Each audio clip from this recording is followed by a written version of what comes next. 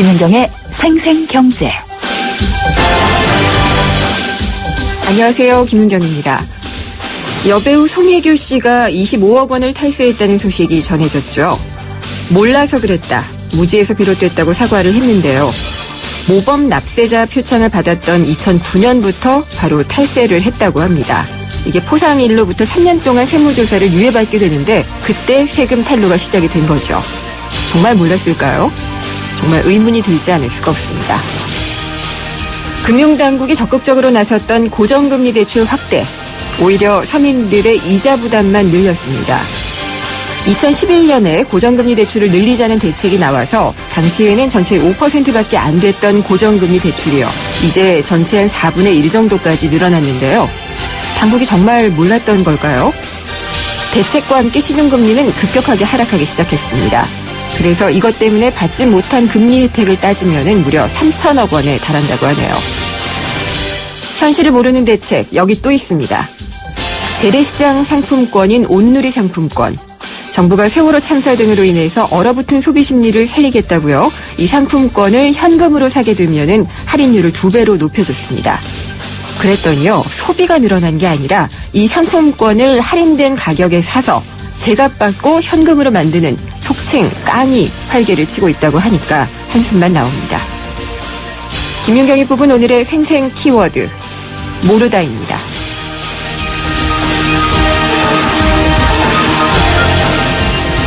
생생경제가 뽑은 오늘의 경제 이슈입니다.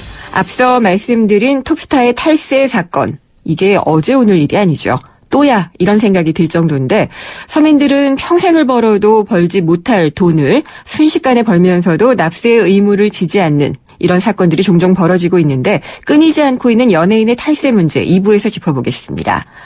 현대차 노사가 하도급 비정규직 직원 4,000명을 정규직으로 특별 채용하기로 합의를 했다고 합니다. 그런데요, 그래도 현대차 비정규직 노조 내에서 잡음이 끊이지 않고 있는데 이유가 무엇인지, 또 이번 합의가 갖고 있는 의미가 무엇인지를 자세히 알아보도록 하겠습니다. 김윤경의 생생경제 1부 시작합니다. 엄마, 아빠, 동생도 사무실도 학교도 호! 많을수록 착한 마음 전해져요. 모두와 함께 나눌 땐 비타오백이지. 카페인은 한 방울도 없잖아. 착한 드링크 비타오백.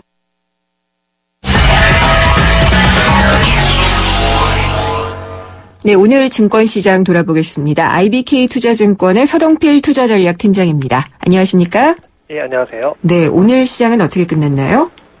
예, 오늘 종가를 거보게 되면은 시장이 좀 극적으로 움직였다 이렇게 볼 수 있겠는데요. 예. 코스피는 결과적으로 1.64포인트 0.08% 상승해서 마감을 했습니다. 코스닥은 0.7포인트 0.12% 하락해서 561.96포인트에서 마감을 했습니다. 코스피는 장중 내내 마이너스권에 머물렀습니다. 큰 폭은 아니었지만 마이너스 한 5포인트에서 6포인트 정도 사이에서 움직여서 코스피는 대략 한 2060선 부근에서 움직였지만 종가 기준으로는 이 플러스 돌려놨다라 볼 수 있겠는데요.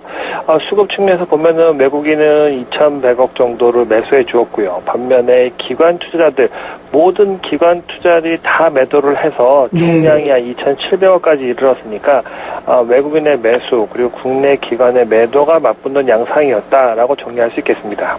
그러면 기관은 우리 증시가 올라갈 걸 못 믿는 걸까요? 왜 이렇게 계속 팔고 있죠? 투신권 같은 경우에는 좀 억울할 수도 있겠습니다. 주식시장을 안 좋게 보기 때문에 주식을 판다라기보다는 여전히 아마 펀드 환매에 대응하는 차원이다라고 볼 수밖에 없겠습니다. 그렇기 때문에 투신권의 매도는 어떤 시장 상황에 대한 부정적인 시각을 반영한다라기보다는 아마 일반 투자자들이 시장을 어떻게 생각하는지를 이 투신권의 매도가 대변하고 있는 것이 아닌가 이렇게 볼 수 있겠습니다. 연기금도 있고 다른 기관들도 있잖아요. 예, 오늘 같은 경우는 사실은 조금 좀 특이했습니다. 연기금은 특별히 주식을 매매하지 않았기 때문에 의미가 없는 수치를 보여줬지만 오히려 증권사, 보험사, 은행 이 세 개 기관이 내놓은 물량만도 한 1,000억 원 정도 되니까 오늘 같은 경우에는 국내 기관 투자들이 어쩌면 시장의 좀 한계점이라고 할까요? 그리고 내지는 더 이상 때릴 만한 주식이 없다. 이런 생각들을 네. 함께 하고 있는 것 같습니다. 예, 그렇군요. 그럼 오늘 뭐 종목들이나 업종 중에서는 좀 눈에 띄는 것들이 있었나요? 오늘 뭐 업종으로 본다고 하면 날이 좀 선선해져서 그런지 모르지만 이 레저 관련된 이런 네. 뭐 업종, 그 다음에 이 섬유 의류도 최근 들어서는 상당히 모양새가 좋았습니다. 또한 이제 음식료와 같은 대외 환경이 상당히 우호적으로 움직이는 기업들의 주시장의 수익률이 좋았다라고 볼 수 있겠고요.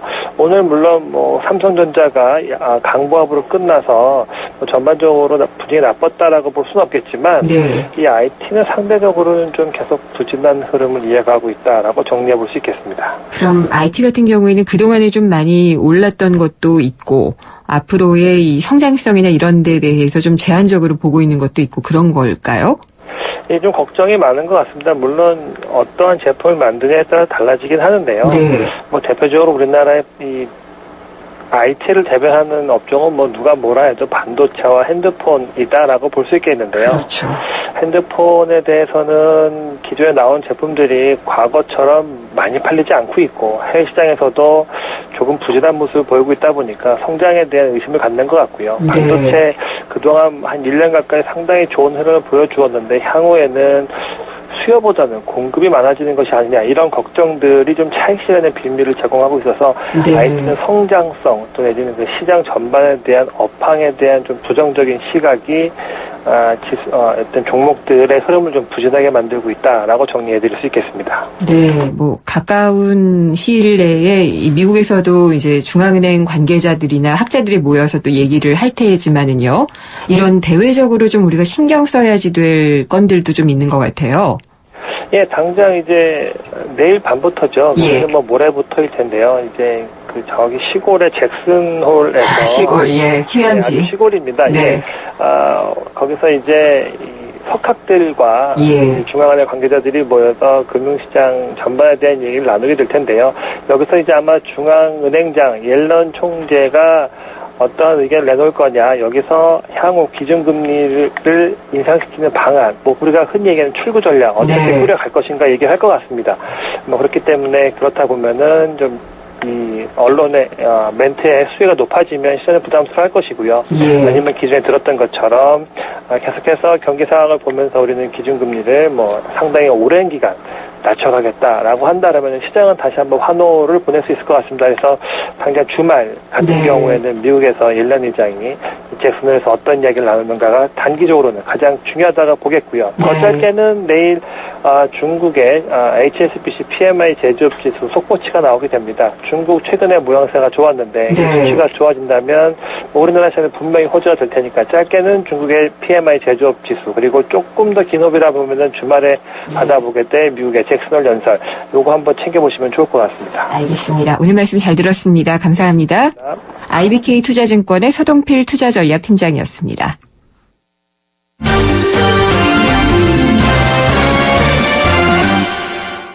오늘의 주요 경제 뉴스 정리해 보겠습니다. 한국일보 이성철 부국장 연결합니다. 안녕하십니까?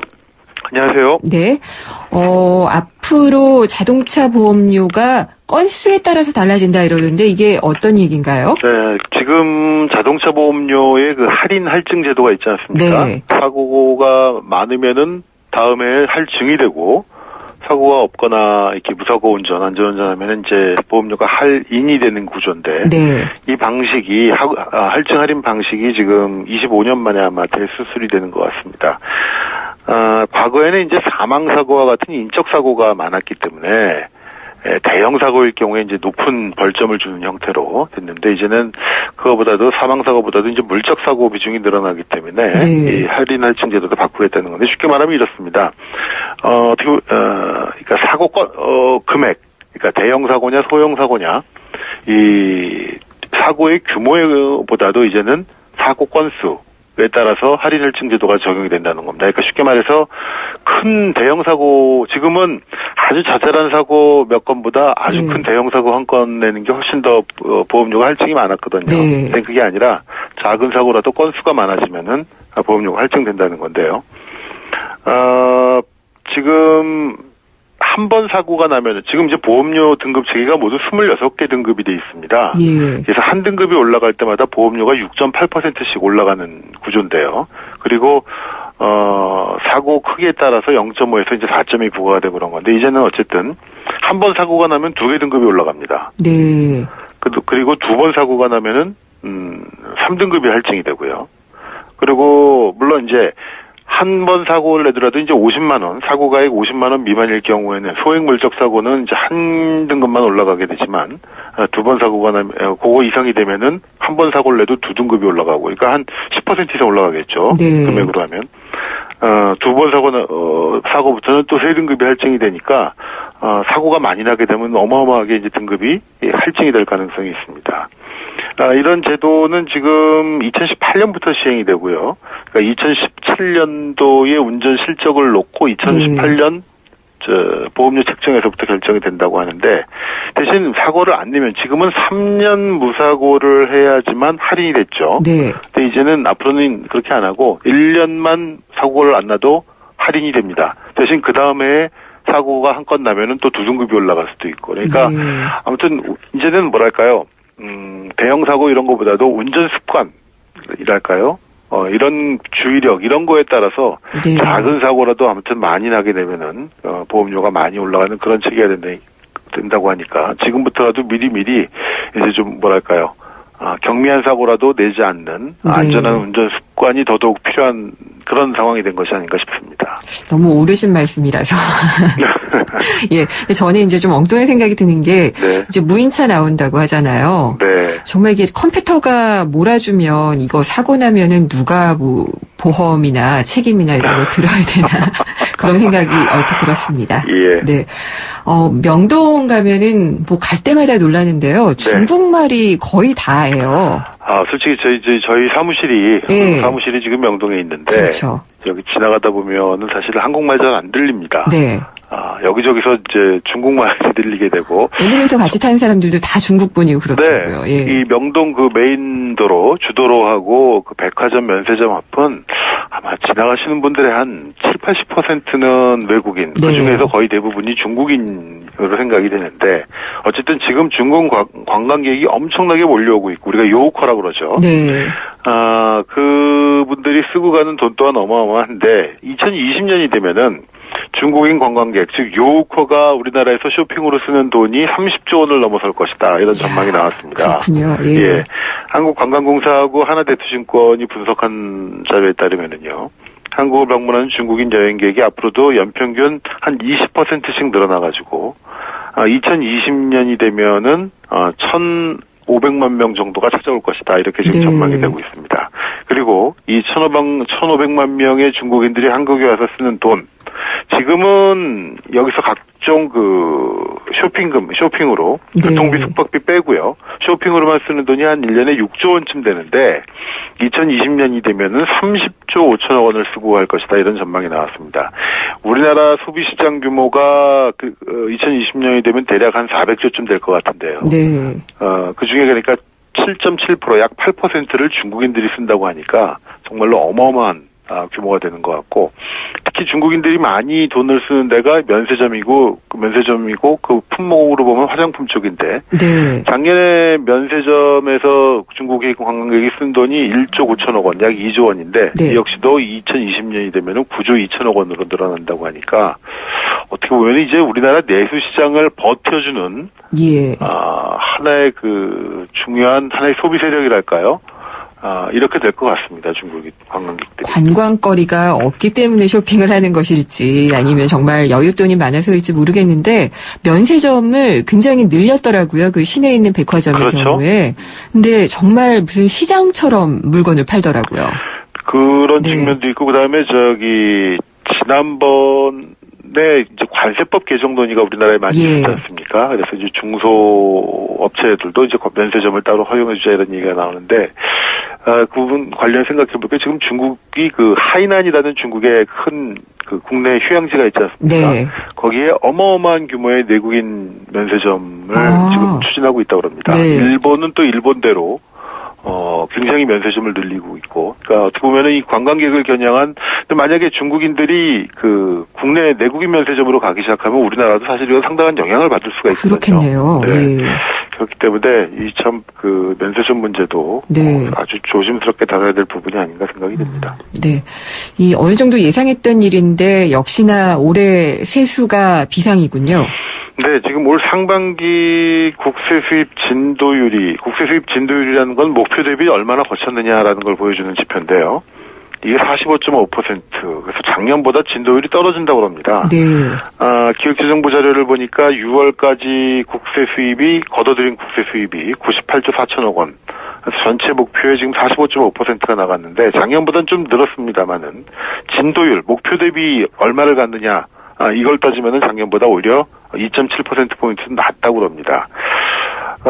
작년에 이제 세금이 안 거쳐서 8조 5천억 원에 달하는 그 세수 펑크가 났었죠. 네. 근데 지금 올해도 지금 진도율이 워낙 낮아가지고 올해도 또 한번 세수 펑크 사태가 오는 것이 아니냐 이런 우려가 나오고 있고 특히 하반기에는 최경환 부총리 경제팀이 대대적인 재정 확장 정책을 펴고 있는데 제대로 거치지는 않고 많이 쓰기만 할 경우에 네. 세수 결손 나아가서 재정 악화 이런 거에 대한 우려의 목소리도 함께 높아지는 것 같습니다. 25억 원 탈루한 연예인도 좀 빨리 납부하시고 네. 좀 그래야지 될 것 같네요. 네. 감사합니다. 잘 들었습니다. 네. 한국일보 이성철 부국장이었습니다. 3385님이 보내주셨네요. 히어로빠, 카스라이트 모델이잖아요. 카스라이트 한 박스만 보내주세요. 뿌잉뿌잉. 자, 노래 띄워드립니다. 안 돼. 다 내 거야. 칼로리를 33% 내린 맛있는 맥주. 카스라이트. 왜 뉴트리라이트 더블엑스는 DNA 건강까지 생각할까요? 매일 유해산소가 우리 몸의 DNA를 공격하기 때문이죠. 비타민과 무기질, 식물 영양소를 담은 더블엑스. 항산화를 통해 DNA 건강까지 생각합니다. 80년 식물 영양소 전문가. 건강기능식품 광고입니다. 네, 생생경제 일부 함께 하셨습니다. 세금 잘 안 거치고 있다는 말씀 방금 드렸는데, 연예인 탈세, 지금 핫 이슈죠. 3년 동안 무려 137억 원가량을 벌었다고 수입을 신고를 했는데요. 여비 교통비로 55억 원 썼다고 했다고 합니다. 근데 증빙 서류가 없었다고 하죠. 서민들에게는 55억 원, 이것만도 상상이 안 가고 정말 말만 들어도 감사한 금액인데 세금을 안 내는데 급급했다고 하니까 얄미움을 넘어서 좀 분노의 느낌도 드는 것 같습니다. 물론 이제 연예인이 스스로가 한 게 아니라 기획사가 관리한 것일 수도 있는데 문제는 이런 것들이 너무 당연하게 빈번하게 일어나고 있다는 겁니다.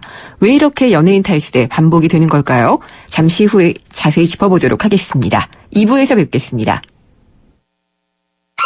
우리 주위엔 에너지 고수들이 참 많습니다. 집안 조명을 LED로 바꾸는 빛나는 고수. 여름철 실내 적정 온도 26도를 지키는 건강의 고수. 냉방할 땐 문을 꼭 닫는 센스 있는 고수. 오후 2시에서 5시 피크 시간 동안 전기 사용을 자제하는 지키는 고수.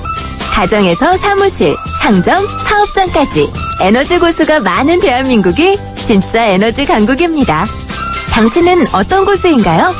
이 캠페인은 산업통상자원부와 한국석유공사, 에너지관리공단이 함께합니다. 지난 2005년 유엔에서 발표한 자료를 보면 생태계의 멸종 속도는 자연 상태보다 100배에서 1000배 빨라졌고 이 추세라면 향후 100년 안에 조류의 12%, 포유류의 25%, 양서류의 32%가 멸종할 것으로 전망됩니다. 이처럼 위기에 처한 생물 다양성의 보존을 논의하기 위해 오는 10월 전 세계가 대한민국 평창에 모입니다. 자연의 일부인 우리 인간이 더욱 풍요롭고 안전하게 살아가기 위한 미래를 위한 발걸음. 제12차 생물 다양성 협약 당사국 총회. 환경부가 함께합니다. 오후에 만나는 살맛나는 경제. YTN 라디오 김윤경의 생생경제. 세상의 베이스가 되다 포스코 협찬으로 김은경의 생생경제 2부 시작하겠습니다. 생생경제 직접 참여하실 수 있는데요. YTN 라디오 앱 예스가 있고요. 짧은 문자는 50원, 긴 문자는 100원이 부과되는 휴대전화 우물정의 0945번, 트위터는 YTN_이코노미고요. 웹사이트 김은경의 생생경제로 들어오셔도 됩니다. 여러분의 많은 의견 기다리겠습니다. 저는 광고 듣고 돌아옵니다. 잘생겼다 우리 모두 잘생겼다 잘생긴데 무슨 이유 필요한가요 기죽지만 힘을 내봐 그대로도 잘생겼어 챙겨줘서 고마워요 잘생겼다 황대역 ATA SK텔레콤 젠틀 스파클링을 만나본 적 있는가? 밀어붙이지 않고 부드럽게 긴장하지 않고 여유롭게 밋밋하지 않고 상쾌하게 이것이 바로 부드러운 거품 깔끔한 상쾌함 영국의 젠틀 스파클링 브랜드 슈엡스 김인경의 생생경제 톱스타 S양의 탈세 의혹 정말 핫이슈의 핫이슈가 되면서 주목을 끌었는데요. 배우 송혜교 씨가 주인공인 것으로 알려졌습니다. 또 이번 사건 같은 경우에 이만수 국세청장 후보자에 대한 국회 인사청문회 자리에서요. 새정치민주연합의 박범계 의원이요. 송혜교 씨의 탈세 배후에는 한상률 전 국세청장이 있다. 이런 의혹까지 제기를 하면서 더욱더 좀 화제가 되고 있습니다. 이 배우 송혜교 씨의 탈세 사건의 전모 그리고 끊임없이 이어지고 있는 정말 끊이지 않는데요. 연예인 탈세 문제를 좀 짚어보도록 하겠습니다. 먼저 하재근 문화평론가가 연결이 돼 있습니다. 안녕하십니까? 예, 안녕하세요. 예, 이 배우 송혜교 씨의 탈세 사건 어떻게 된 일이죠? 예, 송혜교 씨한테 2012년에 이제 통보가 왔는데, 예. 2009년부터 2011년까지 소득에 대해서 이 세금이 제대로 납부가 안 됐다라고 이제 통보가 왔다는 거죠. 예. 그 내용이 송혜교 씨가 2009년부터 2011년까지 총 137억 원의 수입을 올렸는데 그 중에 67억 원을 필요경비로 신고를 했다는 겁니다. 네. 그러니까 필요경비로 신고가 되면 여기에 대해서 이제 세금을 안 내도 되는 건데 그런데 국세청은 필요경비 67억 원 중에 54억 원이 영수증이라든가 증빙 서류가 없기 때문에 네. 이것을 경비로 인정해 줄 수 없다라고 해서 이 54억 원에 대한 세금과 가산세 총 31억 원을 나중에 2012년에 이렇게 납부를 했다는 내용입니다. 네, 그러니까 일단 거기에 대해서 돈을 내기는 냈군요, 세금을. 네, 그렇습니다. 네. 그런데 이 연예인들 소득이 이번에 다시 한번 좀 굉장히 많구나라는 게 느껴졌어요. 예, 이번에 137억 원. 송혜교 씨 같은 경우에 네. 2009년부터 11년까지 3년 동안 137억 원 정도의 수입을 올렸다고 하니까 네. 일각에서는 송혜교 씨가 그 기간 동안 뭐 이렇게 작품 활동을 많이 한 것도 아니고 국내에서 CF를 굉장히 많이 찍은 것도 아닌데 네. 어떻게 100억 원이 넘는 수입을 올렸을까 예. 그렇게 이제 궁금해하는 시각도 나타나고 있는데 우리나라 연예인들의 소득이 이렇게 수직 상승을 하게 된 것이 바로 한류 때문에 그런 겁니다. 한류요? 그러니까 우리나라 연예인들이 한국에서만 수입을 거두는 것이 아니라 네. 일본이나 중국 시장에서 이제 수입을 거두게 되면서 네. 이게 이제 폭발적으로 수익이 올라가고 있는 건데 송혜교 씨 같은 경우에 탑스타급임에도 불구하고 3년 동안 137억 원을 벌었다고 하면 오히려 그렇게 많은 소득은 아니라고 할 수도 있고 최근 몇 달 동안 김수현 씨, 전지현 씨 이런 분들은 지금 한 500억 원 가까운 매출을 중국에서 올렸다는 얘기도 있으니까 500억 원이 앞으로 그러면은 한류 스타들의 네. 소득은 중국의 경제 성장과 함께 예. 더 올라갈 것으로 보이고 예. 근데 문제가 우리나라 연예인들이 이 국제적으로 활동을 하다 보니까 소득 포착이 잘 안 되는 거죠. 우리나라 당국한테. 네. 그래서 연예인들에 대한 감시도 더 많이 이루어져야 될 것 같고 또 연예인들 입장에서는 각 국을 돌아다니면서 이제 경비를 쓰게 되는데 그게 다른 나라에서 쓴 경비를 우리나라에서 인정받기가 어려운 측면도 있고 해서 네. 연예인들과 당국 사이에 뭐가 세금 관련 논란 이것이 앞으로 더 첨예하게 이루어질 것 같습니다. 알겠습니다. 소속사나 배우 본인의 입장 표명이 있었나요? 배우 본인은 뭐라고 말하고 배우 본인이 뭐라고 할 상황은 아니고 네. 이제 소속사 입장에서는 기본적으로 유명 스타로서 이 국민들한테 염려를 끼쳐드려서 죄송하다 네. 그런 입장이고 하지만 이것이 이 송혜교 씨가 직접 이렇게 세금을 조금 내려고 어떻게 신고를 잘못한 것이 아니라 전적으로 세무사한테 위임됐던 사안이고 네. 세무사가 신고를 잘못해서 송혜교 씨가 지금 가산세까지 낸 것이기 때문에 조금 억울한 부분도 있다. 뭐 좀 이런 입장인 것 같고요. 근데 연예인들 탈세는 예. 변호사 측에서 그러니까 네. 송혜교 씨의 변호사 측에서 강하게 송혜교 씨는 오히려 피해자다. 이 세무사에서 일처리를 잘못해서 송혜교 씨가 내지 않아도 될 세금까지 내고 네. 지금 여론의 질타까지도 받고 있기 때문에 앞으로 담당 세무사라든가 회계법인에 알겠습니다. 대해서 예. 이 손해배상 청구라든지 이런 법적인 조치를 할 예정이다. 네. 이런 식으로 지금 이야기하고 있습니다. 근데 전에 강호동 씨 같은 경우에 탈세 논란에 휩싸여서 바로 이제 은퇴하겠다라고 얘기를 했다가 한 1년쯤 지나서 대중의 기억이 희미해지니까 다시 돌아왔던 기억이 나요. 예. 근데 뭐 피해라는 게 이제 당분간 활동을 못하니까 수입이 그만큼 좀 안 벌린다는 피해 말고 다른 것들은 별로 없지 않았을까 싶기도 하고요. 연예인들 같은 경우에 이제 이런 안 좋은 사건에 연루가 되면 이미지가 안 좋아진다는 게 가장 큰 피해죠. 네. 강호동 씨 같은 경우도 그때 이제 은퇴가 아니라 잠정 은퇴를 한다고 했는데 네. 잠정 은퇴한 후에 다시 돌아왔어도 그 이전의 어떤 그 활약상이라든가 인기를 회복하지는 못하고 있고 예. 뭐 송혜교 씨도 앞으로 당장 우리나라에서 CF를 찍는데 조금 악영향이 있을 수 있습니다. 이렇게 안 좋은 이미지가 되면. 그런데 이게 이 연예인이 직접 탈세에 어떤 가담해서 뭔가 모의를 했다거나 그런 것이 아니라 단지 그 세무사 측의 어떤 행정착오로 인해서 벌어진 일이다라고 네. 이 조사 결과 밝혀진다면 이게 이렇게 그냥 세금 내지 않았던 부분을 내는 것으로 예. 사건이 끝나고 연예인의 이미지 자체는 크게 타격을 안 줄 수도 있습니다. 그리고 송혜교 씨 같은 경우에 지금 차기 작품을 준비하고 있는 것으로 알고 있는데요. 예. 그 일정에도 차질이 생길까요? 어떨까요? 근데 이제 송혜교 씨의 입장은 예. 본인이 직접 세금을 내지 않으려고 뭘 어떻게 한 것이 아니라 네. 이게 회계법인 세무사 측의 행정착오로 인해서 벌어진 일이고 내지 않았던 세금을 이미 다 납부를 한 상태이기 때문에 이미 끝난 일이다. 그렇기 때문에 앞으로의 일정에는 영향을 미치지 않는다. 네. 이런 정도의 입장인 것 같습니다. 이 하재근 평론가께서는 이 연예인들의 탈세 논란이 계속되는 이유는 뭐라고 보시나요? 연예인들의 탈세 논란이 계속되는 이유는 연예인들이 월급을 받지 않기 때문에 나타난 일들이죠. 그러니까 예. 월급 받는 분들은 당국이 보기에 너무나 투명한 유리지갑이기 때문에 따박따박 떼죠. 책임을 딱 가져가지만 예.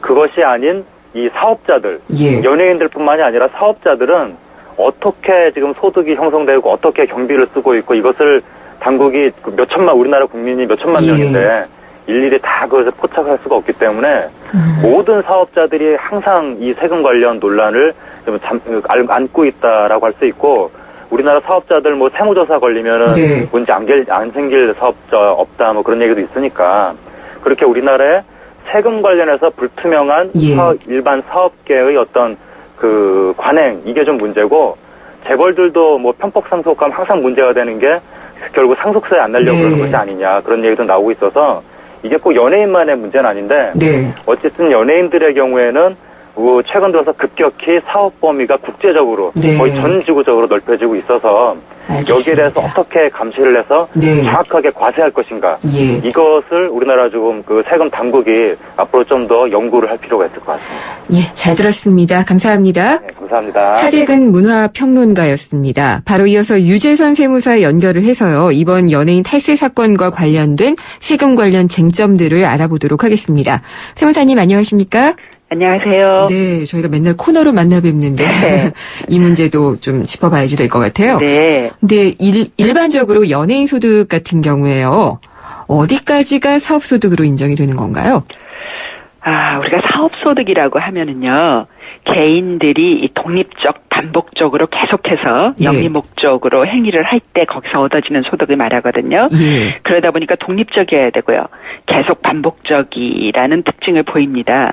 연예인 소득도 이 범주에서 판단해야 될 것 같은데, 네. 우리 소득세법에 보면은 예술, 스포츠, 여가 관련 서비스업에서 발생하는 소득을 규정하고 있는데, 거기 보면 연예인의 그 전속 계약금, 뭐 광고 모델료, 네. 출연료 같은 것들이 다 해당이 되겠죠. 그렇군요. 지금 그 조금 전 인터뷰 혹시 들으셨나요? 네네, 들었습니다. 예, 하재근 평론가가 이게 네. 한류 때문에 외국에서 번 돈이 많아지고 있는 것도 상당히 문제다. 그래서 이게 해외에서 벌어들인 돈에 대한 과세 얘기를 했거든요. 네. 그 해외에서 벌어들인 소득에 대해서는 어떻게 소득세가 매겨지나요? 일단은 얘기가 좀 길어지겠습니다만 우리 한류로 외국에서 벌어들인 돈이 많은 건 좋은 일이죠, 그죠? 예. 근데 이렇게 이제 국제 간의 이제 소득원이 각 세계로 퍼져가면서 각 나라마다 자국의 과세권을 주장하려고 합니다. 예를 들어서 중국에서 돈을 벌면 중국 정부에서는 중국에서 번 돈이니까 중국에서 세금을 내라고 할 거고 또 우리나라 입장에서는 우리나라 국민이기 때문에 세계 어디에서 돈을 벌든 우리나라가 과세를 하려고 할 겁니다. 이렇게 소득이 발생한 나라, 소득 원천지 국가, 본인이 살고 있는 거주지 국가 내에 이 세금 경합 문제가 생기는데 그럴 경우 이제 국제조세 조정에 관한 법률에서 각 조사 조약에 의해서 각 나라에서 조정을 하게 돼 있고요.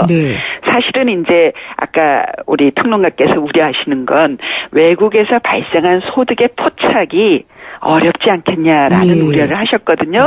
그럴 수 있습니다. 그럴 수 있는데 외국의 경우에도 사실은 그 큰 기업들이 이렇게 광고를 하거나 이러면 사실은 그 모델료 같은 것도 굉장히 큰 금액이 되기 때문에 그 회사에서 어떻게 하든 적격 증빙을 받아서 비용 처리를 하려고 하고 원천 징수를 하는 방법을 쓸 겁니다. 그래서 아마 이 정도 그 큰 금액들은 탈루는 좀 어렵지 않을까라는 생각입니다. 연예인들의 소득세 같은 경우에는 어떻게 산출이 되나요? 우리 종합소득세는 연예인이든 누구든 다 똑같습니다. 6가지 소득 우리 합산한다고 그랬었죠. 이자, 배당, 사업, 근로, 기타 소득 같은 것들이 다 합산해서 총 수익 금액이 있으면 거기에 필요한 경비들, 사업과 관련해서 발생한 경비들을 제하고 나면 순소득이 되는데요. 그 순소득 규모에 따라서 6%에서 38%까지의 종합소득세율을 적용을 하게 됩니다. 그리고 이제 송혜교 씨의 경우에는 60여 억 원이 경비라고 신고를 했는데요. 여기에서 55억 원인가는 영수증이 없었다고, 증빙 서류가 없었다고 얘기를 하더라고요.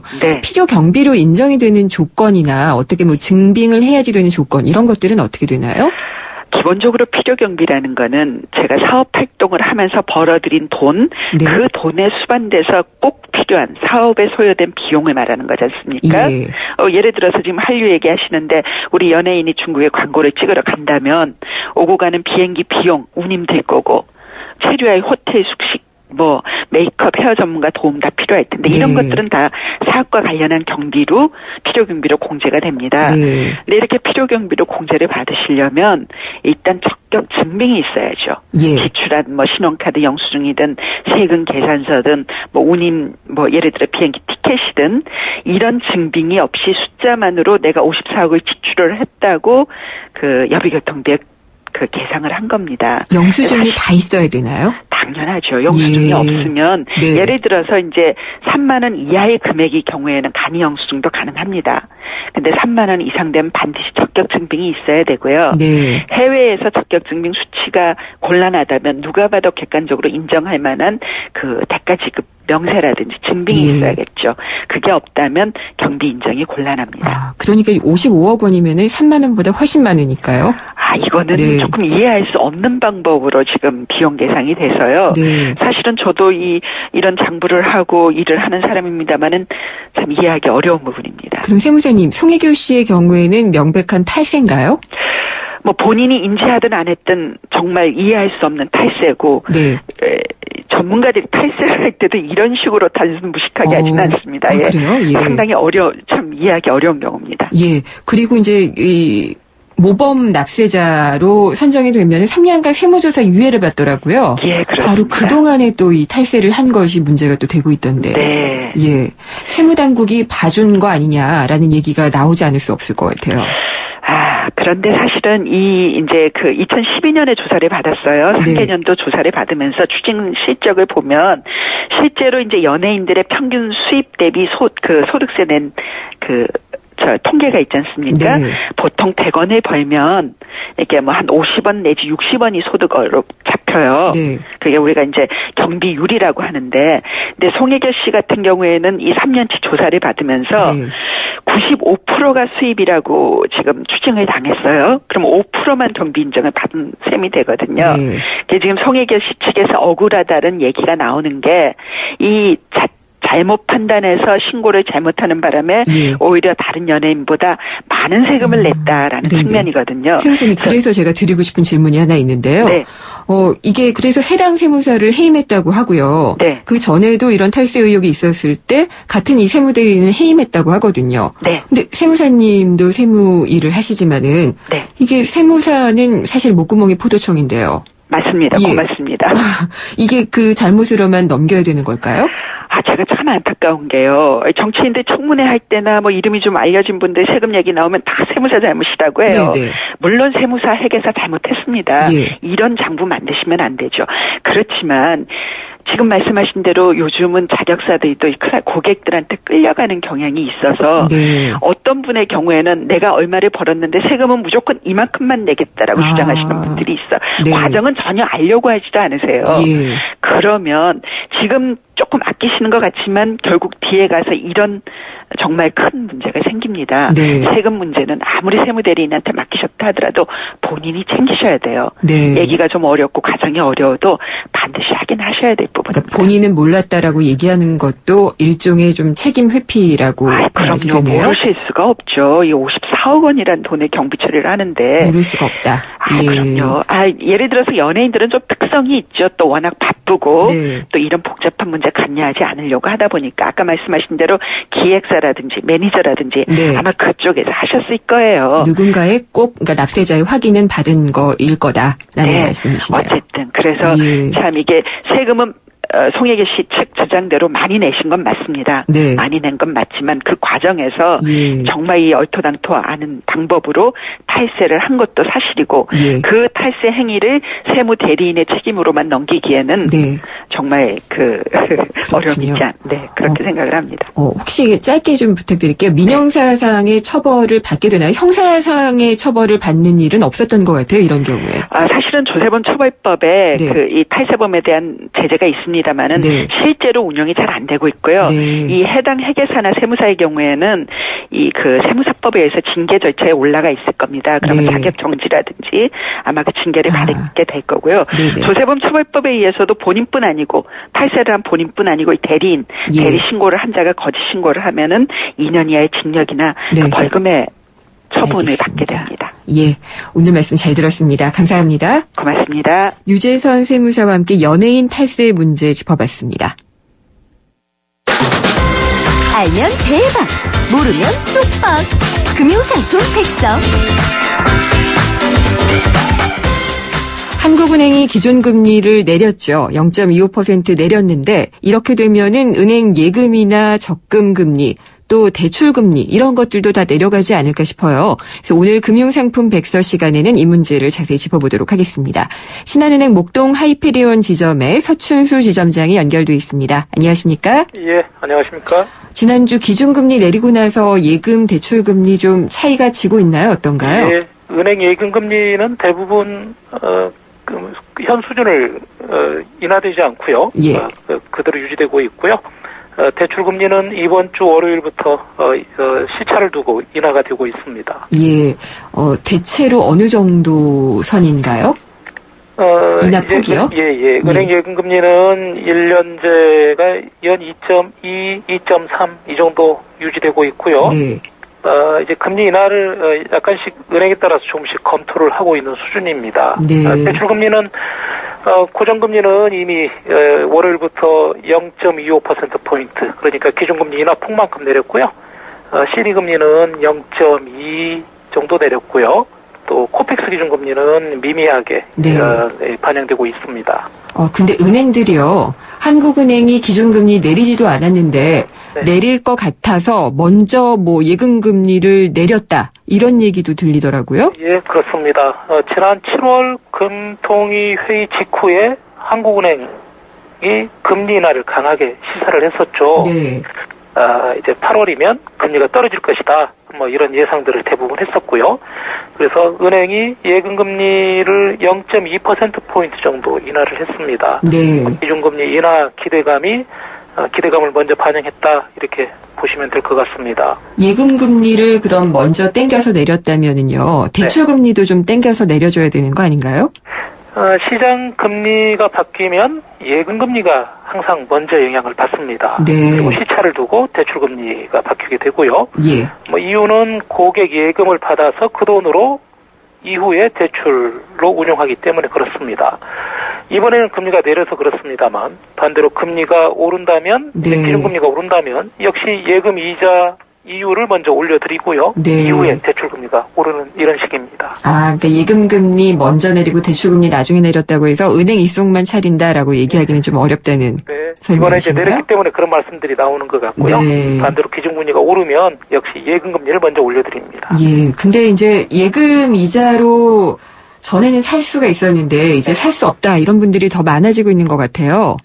걱정이 태산일 것 같은데 대출 받은 분들이야 당연히 좀 이자 부담이 줄어드니까 좋을 거고요. 네. 대출 금리는 이제 대출 종류에 따라서 기준금리가 무엇인가에 따라서 조금씩 다른데요. 앞에서 말씀드렸습니다만 고정금리는 월요일부터 0.25%포인트 떨어졌고요. 또 CD 기준금리로 대출받는 분들, 요즘에 많지는 않습니다만 0.2%포인트 정도 금리 인하됐고요. 이제 코픽스 기준금리인 분들, 이분들은 한국은행 기준금리가 떨어졌다라고 해서 코픽스 기준 금리는 곧바로 이제 떨어지진 않습니다. 시차를 두고 조금씩 떨어진다 이렇게 이해하시면 되겠습니다. 코픽스 금리는 왜 바로 안 떨어지나요? 이제 코픽스를 저희들은 자금 조달 비용 지수 이렇게 얘기를 합니다. 그러니까 저희들이 고객분들에게 대출해드리는 자금은 고객분들이 은행에 오셔서 예금이나 적금하신 돈 이걸로 이제 대출을 해드리는 건데요. 그래서 대출 금리를 고객분들에게 은행에서 드리는 예금이나 적금 금리와 연동해서 결정하는 방식 이걸 이제 코픽스라고 합니다. 이 코픽스 금리는 한 달에 한 번 은행연합회에서 매달 15일 전후에 발표를 하게 되는 것이고요. 그래서 이번 달 코픽스 금리는 엊그제 월요일 은행연합회가 발표를 했는데요. 신규 코픽스는 0.09%포인트 금리가 떨어졌고요. 잔액 기준 코픽스는 0.02%포인트 하락을 했습니다. 기준금리가 0.25 내렸는데 왜 이렇게 적게 내렸느냐 이런 의문들이 생기실 텐데요. 이제 신규 코픽스나 잔액 기준 코픽스나 이제 9월달, 10월달에도 기준금리가 내리지 않더라도 코픽스 기준금리는 서서히 이제 하락할 수밖에 없습니다. 그렇군요. 그러니까 신규로 대출 받으신 분들은 이런 거를 감안을 하면 될 것 같은데요. 기존에 대출을 받았던 분들은 자동적으로 대출 금리가 내리는 건 아니죠? 기존에 이제 역시 예전에 대출 받을 때 뭘 기준으로 해서 대출 받는가에 따라서 다릅니다. 고정금리 선택해서 대출 받은 분들은 정말 아쉽습니다. 이번에 기준금리나 혜택을 받지 못하고요. CD 금리로 대출 받은 분들, 코픽스로 대출 받은 분들은 3개월에서 6개월마다 금리가 변합니다. 그래서 그 시점이 되면 본인이 굳이 은행에 나오셔서 금리 인하 요구하지 않더라도 자동으로 금리나 혜택을 받게 됩니다. 근데 고정금리로 대출받아서 제가 서두에도 말씀을 드렸는데 고정금리 대출을 한참 또 장려를 했었잖아요. 그렇게 해서 받았던 분들이 금리나 혜택을 못 받은 것만 쳐도 3천억 원에 달한다고 하더라고요. 이런 분들 갈아타고 싶을 것도 같은데.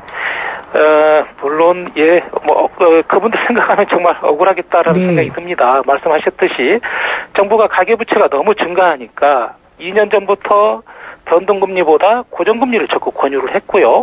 또 은행으로 하여금 고정금리 비중을 늘리도록 이런 정책을 사실 유도를 했습니다. 그래서 정부 믿고 어떻게 보면 또 은행을 믿고 고정금리로 대출 받으신 분들 억울한 측면이 있을 텐데요.